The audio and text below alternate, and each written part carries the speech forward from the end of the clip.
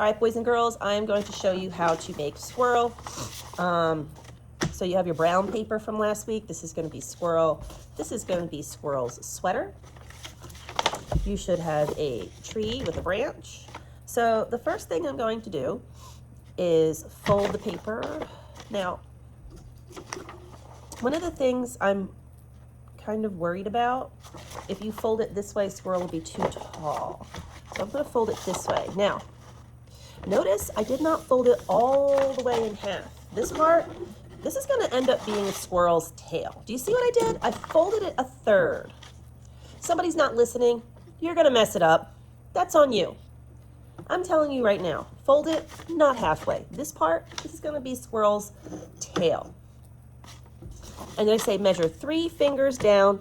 That's where you're going to start. 1, 2, 3, even a little extra. I'm going to move everything out of the way because that's going to be squirrel. And I'm just going to follow the draw along. It's not hard. Come out, make the ear come down, come out again, and you could go all the way down. So there it is. There's squirrel. That's squirrel's body. And keep in mind that you can, and notice I drew on the white side of the paper. Why did you draw on the white side of the paper, Miss M? Because it's easier to see. And as long as the fold is the middle, and I know right now, someone's fooling around, they're not watching, and they just made 2 separate halves of squirrel. I did not. I followed directions. Now, if you don't like the way, like I look at the top of that head and I'm like, you can go back and you can make little changes. Easy to fix. I think I like that better. I like the way the head came out. So, something to think about. So that's the body of squirrel. Next, we're going to do squirrel's tail.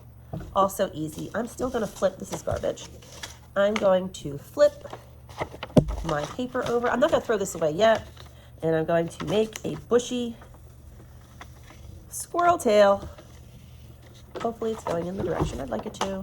Notice I drew on the white side. Why would I draw on the white side? I'll tell you, because it's easy to see. Somebody's drawing on the brown side.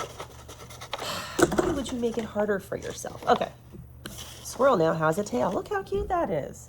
You know what squirrel needs?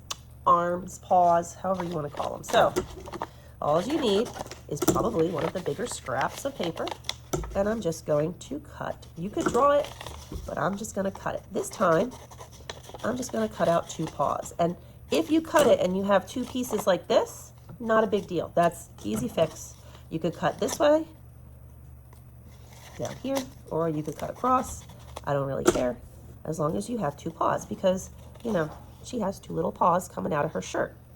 Which brings me to the next part. You need to make squirrel a shirt. How are you going to make squirrel a shirt? Well, let me tell you. You need to think about what does a shirt look like. And you might want to use the squirrel as a guide. So perhaps my shirt comes off like this. And there's a little, this is her sweater. And you want to, actually, nope, I don't want to do that. See, I'm making mistakes. And notice, I didn't just throw my paper away. I made a mistake. Mistakes happen. I'm going to use this to trace. I want to make sure my sweater, and I want to go down here, is only so big. So I'm going to cut across here because I don't want all of squirrel covered. I'm going to save this. These are perfect for the arms of the sweater. Boom. So if I open this up, look, squirrel now has a sweater, but I want to make like a, you might want to cut out like the neck comes out. You can make a little V or whatever you want to make, a little heart shape. I don't care. It's adorable. You're going to need the sleeves of the sweater. So that's easy. Guess what? I just take this, cut this, boom, and I can put them on my little paws, just like, where's the other paw? Yeah. Just like this. Now I have 2 paws with the sweater. All right, so far so good. You're going to glue all this down. I don't know what glue I'm using. Right now, I'm going to use this stick glue because I have it. I may decide to use the Elmer's glue because, let's face it, that's a stronger glue. So the first thing you want to glue down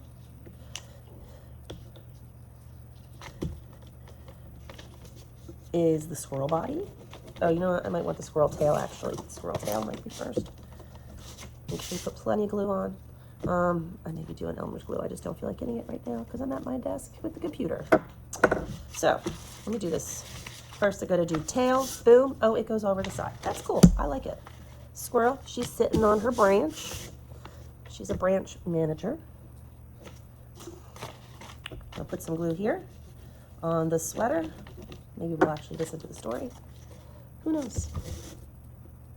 And then I'm gonna glue down, I might even glue the sleeves to the arms first and then glue the arms down. That's one way of doing it. You could glue the arms down. You know what? It's your squirrel. I'm not judging. I think as long as your squirrel has little paws on and little sweaters, I'm cool. I'm cool with that. Sweater's great. I love it because that's the whole point of the story. So maybe she's waving to her friend. There we go. So she got some long sleeves. Now, you know what you need to do? Squirrel needs a face. So I'll take some white.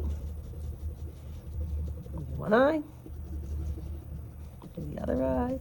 Maybe you want to do the nose and the mouth. I don't know. It's your squirrel. I'm gonna do this. Put some. Maybe her little feet go like this. Boop boop boop boop boop. There you go. Done. Now you got squirrel wearing a sweater.